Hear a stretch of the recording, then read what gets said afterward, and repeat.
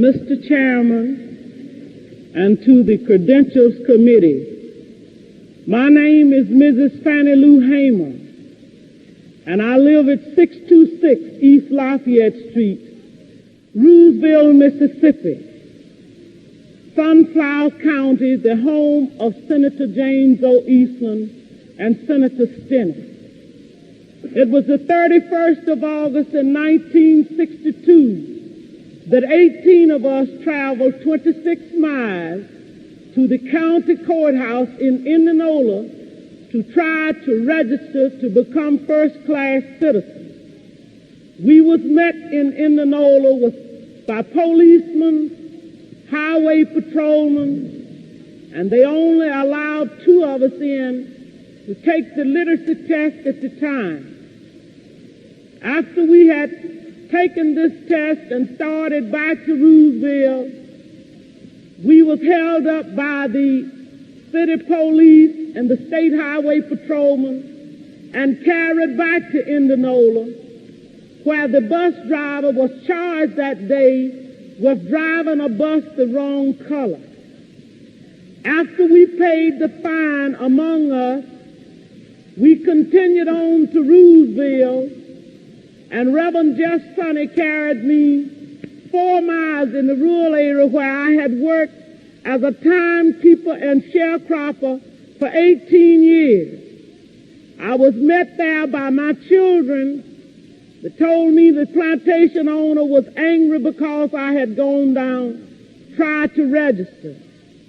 After they told me, my husband came and said the plantation owner was raising Cain because I had tried to register.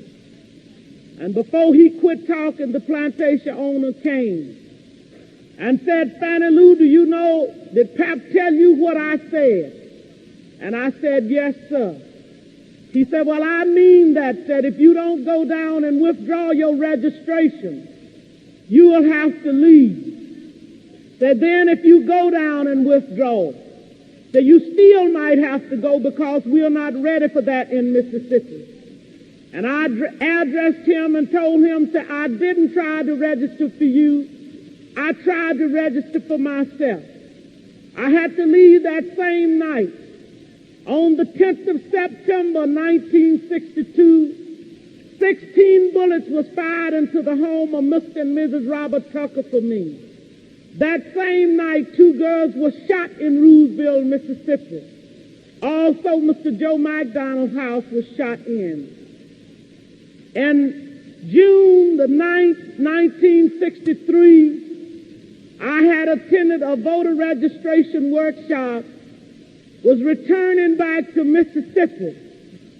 10 of us was traveling by the Continental Trailway bus. When we got to Winona, Mississippi, which is Montgomery County, 4 of the people got off to use the washroom. And 2 of the people to use the restaurant. 2 of the people wanted to use the washroom. The 4 people that had gone in to use the restaurant was ordered out. During this time, I was on the bus. But when I looked through the window and saw they had rushed out, I got off of the bus to see what had happened.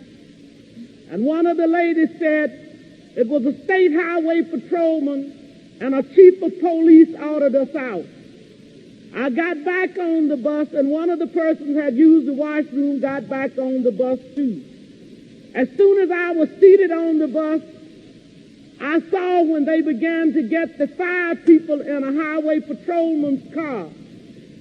I stepped off of the bus to see what was happening, and somebody screamed from the car that the fire workers was in and said, get that one there. And when I went to get in the car, when the man told me I was under arrest, he kicked me. I was carried to the county jail and put in the booking room. They left some of the people in the booking room and began to place us in cells. I was placed in a cell with a young woman called Miss Yvesta Simpson. After I was placed in the cell, I began to hear sounds of licks and screams. I could hear the sounds of licks, and horrible screams. And I could hear somebody say, "Can you say yes, sir, nigger? Can you say yes, sir?" And they would say other horrible names. She would say, "Yes, I can say yes, sir." So, "Well, say it." She said, "I don't know you well enough." They beat her I don't know how long. And after a while, she began to pray and ask God to have mercy on those people. And it wasn't too long before 3 white men came to my cell. One of these men was a State Highway Patrolman. And he asked me where I was from. And I told him Ruleville. He said, "We're going to check this." And they left my cell, and it wasn't too long before they came back. He said, "You are from Ruleville, all right," and he used a curse word. And he said, "We're going to make you wish you was dead."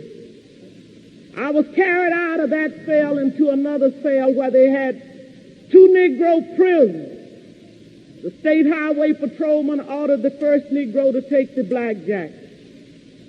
The first Negro prisoner ordered me, by orders from the State Highway Patrolman, for me to lay down on a bunk bed on my face. And I laid on my face. The first Negro began to beat. And I was beat by the first Negro until he was exhausted. I was holding my hands behind me at that time on my left side because I suffered from polio when I was 6 years old. After the first Negro had beat until he was exhausted, the State Highway Patrolman ordered the second Negro to take the blackjack. The second Negro began to beat, and I began to work my feet. And the State Highway Patrolman ordered the first Negro had beat to sit on my feet, to keep me from working my feet. I began to scream, and one white man got up and began to beat me in my head and tell me to hush. One white man, my dress had worked up high. He walked over and pulled my dress. I pulled my dress down, and he pulled my dress back up. I was in jail when Medgar Evers was murdered. All of this is on account of we want to register to become first-class citizens. And if the Freedom Democratic Party is not seated now, I question America. Is this America, the land of the free and the home of the brave, where we have to sleep with our telephones off of the hook because our lives be threatened daily, because we want to live as decent human beings in America? Thank you.